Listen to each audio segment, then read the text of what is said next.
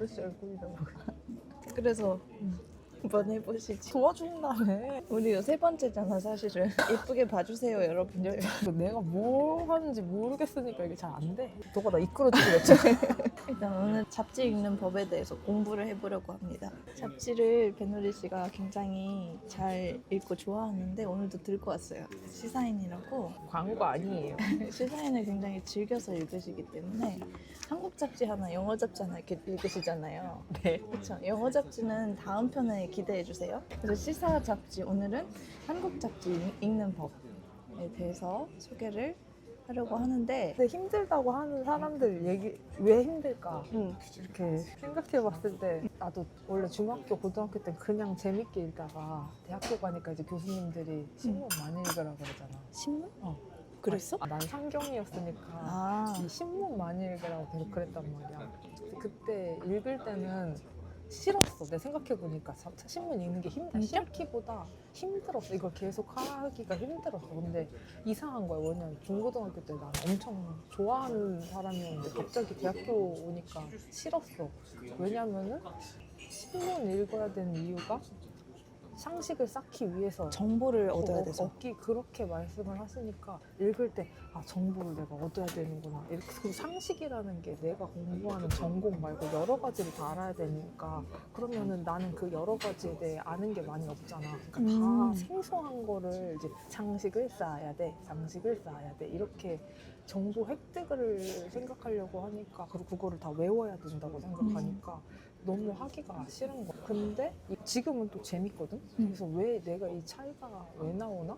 그 생각을 해봤는데 이거를 잡지를 읽기 싫은 이유가 그거 같아. 진짜 정보 획득이고 그 정보가 나랑 관련 없는, 그러니까 이게 취업에는 관련이 될 수 있는데 이 정보 자체가 내가 읽고 있는 텍스트의 내용 자체가 나랑 직접적으로 관련이 없다고 하니까 그냥 정보로 하고 강제로 하게 되니까 하기 싫은데 이거를 나는 이제 연구자 모두 대학원 와서 다시 새로운 마음으로 잡지를 읽기 시작했는데 이제는 읽을 때 이거가 내 일처럼 느껴지는 거야. 그러니까 내 일처럼 느껴진다고 하는 게 뭐냐면 예를 들어 읽을 때 태도? 어떤 자세로 읽냐가 중요한 것 같은데 예를 들어 자취방을 보러 가는 것처럼 읽는 거야. 그러니까 부동산의 자취방에 가. 그러면 내가 살 공간을 보는 거잖아. 그러니까 여기가 좋고 저기는 좀 문제가 있는 거 되게 잘 샅샅이 보게 되고 이웃은 누가 살고 이거를 이제 문제가 생기면 누구한테 요구를 어떻게 할 것인가까지 생각을 하잖아. 그렇게 자취방 보러 가는 것처럼 잡지 내용도 사실 사회에 대한 건데 우리가 여기 살고 있잖아, 사회에서. 그러니까 내가 살고 있는 공간에 대해서 그러니까 나랑 연결된 거다. 집 보러 간 거다.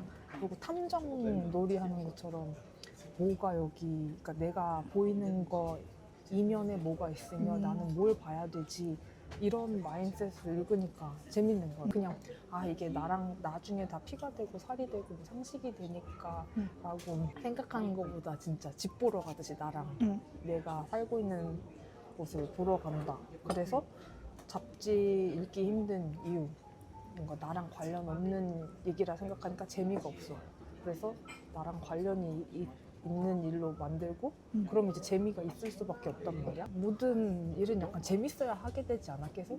재미. 그래서 잡지를 읽으려면 재미를 찾아야 되고 재미를 찾으려면 진짜 내 일처럼 생각해야 된다.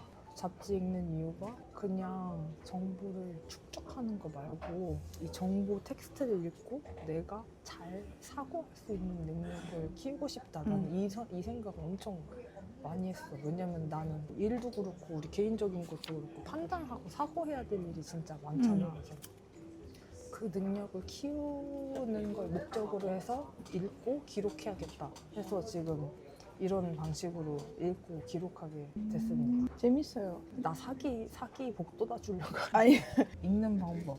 처음에 한번 쭉 읽고 그냥 스캔 읽고 이렇게 큰 글씨, 작은 글씨, 작은 타이틀 이렇게 쭉 읽고 그 다음부터는 이제 꼭 이렇게 줄 긋으면서 읽는 사람들도 있잖아. 근데 그 줄 긋는 게 기분이 좋으면 읽어도 되는데 그 줄 긋는 거 자체가 엄청 기억에 도움된다거나 그러진 않는 것 같아. 대신 한 단락 읽고 허공 보고 요약을 한 번씩 해. 아, 머릿속으로? 뭐 써도 되는데 난 시간이 너무 많이 걸려가지고 쓰니까. 그래서 어려운 부분은 쓰기도 해. 한 문단 읽을 때마다 요약을 해보고 이 전체 문단 가기 전에 이게 그래서 무슨 내용이었지? 한 번씩 이렇게.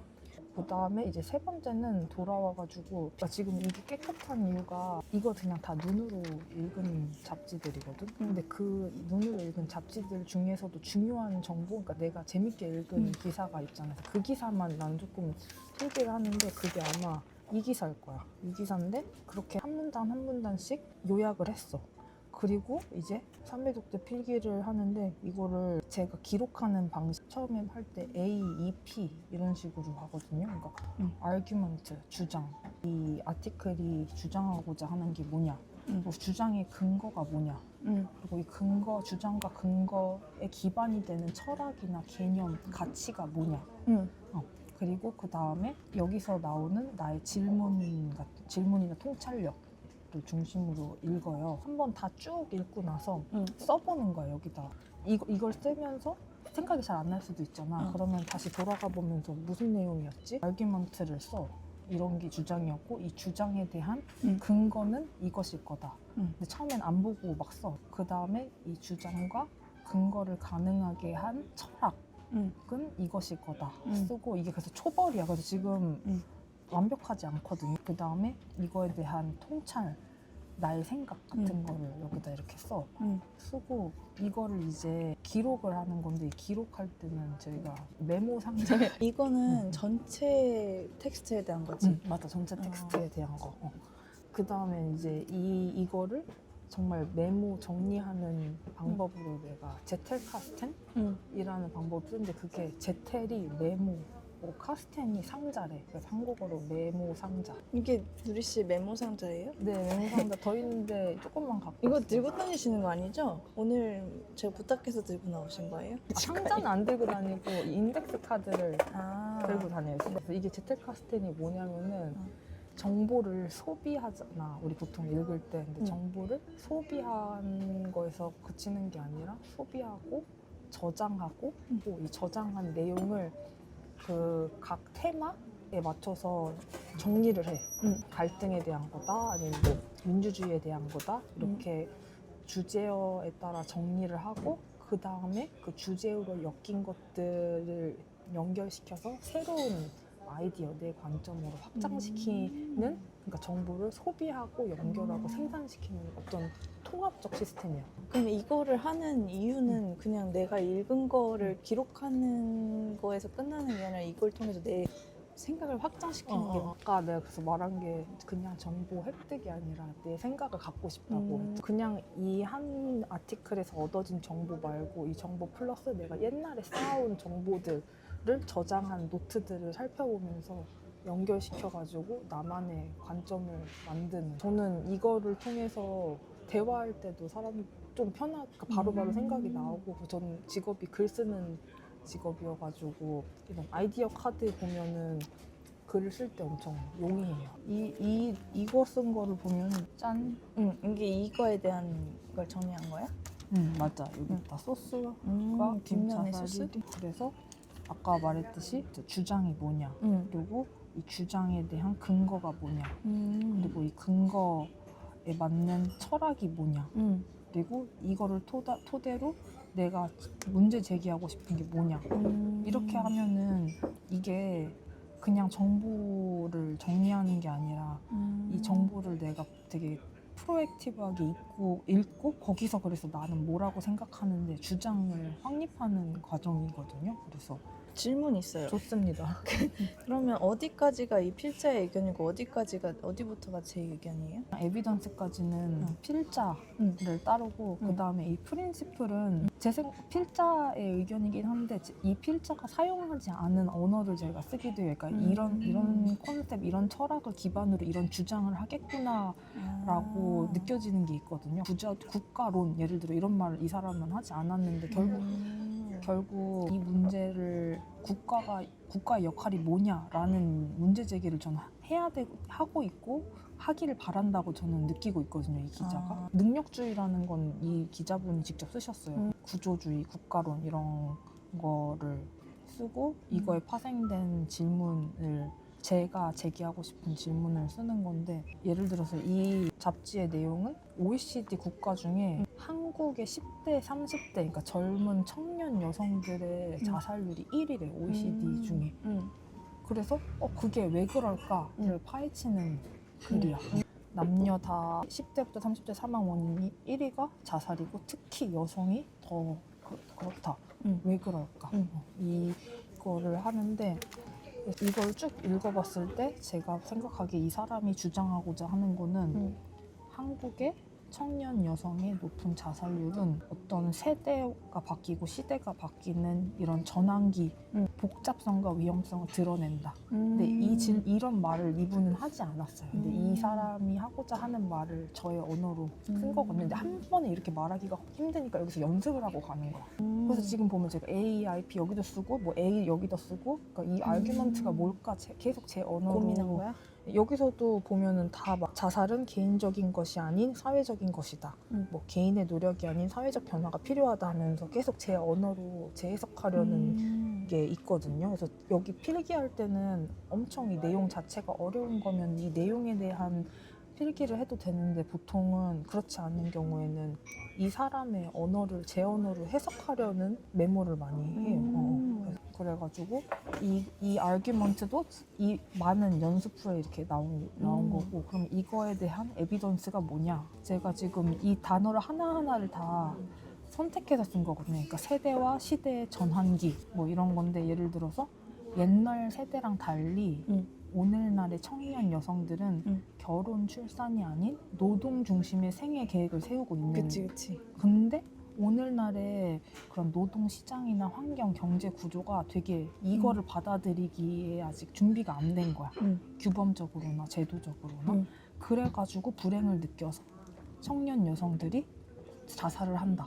이런 연구가 질적으로 양적으로 다 나와 있다라고 여기서 그걸 근거를 대. 여기서 문제 제기를 하는 거는 이게 어쨌든 전환기인 거잖아. 세대별로 중시하는 게 옛날에는 결혼, 출산 뭐 이런 거였다면 좀 더 노동으로 가고, 사실 경제 구조도 옛날에는 조금 더 한국의 차원에서 잘 살았는데 이제는 경제가 막 좋지 않잖아요. 그래서 이런 전환의 시대에서 혼란을 겪는 이런 세대다 이렇게 말을 하는데, 그래서 그럼 이거에 대해서 국가는 어떤 솔루션을 내느냐라고 했을 때 더 노력하고 자기 개발해라. 그래서 시련을 극복해라. 이게 지금 이런 능력주의를 내면화하려는 담론으로 사람들한테 문제를 극복하게 하려고 하는데, 사실 자살이 이렇게 패턴이 보이고 유형을 보이는 거면은 자살이 개별의 선택이 아니라 사회적 문제인데, 이거를 뭔가 능력주의 담론으로 해결시키려는 게 과연 맞는가? 라고 나는 이 기자가 얘기하고 있다고 생각을 하거든. 근데 그렇게 직접적으로 말하지는 않아. 근데 그래서 그거를 보면서 나는 전환. 그러니까 이게 지금 그냥 남녀의 문제가 아니라 전환기잖아. 지금 그러니까 이런 사회적인 전환기가 큰 핵심어다. 그리고 근데 이 전환기에서 능력주의, 그러니까 자기개발에 요새 한국 자기개발 붐 엄청 나잖아. 이거. 그리고 구조주의. 근데 과연 우리 구조가 이 개인의 능력으로 해결이 되는 건가? 그다음에 그럼 국가의 역할은 뭐지? 이런 식으로 가면서 철학을 이렇게 쓴 거예요.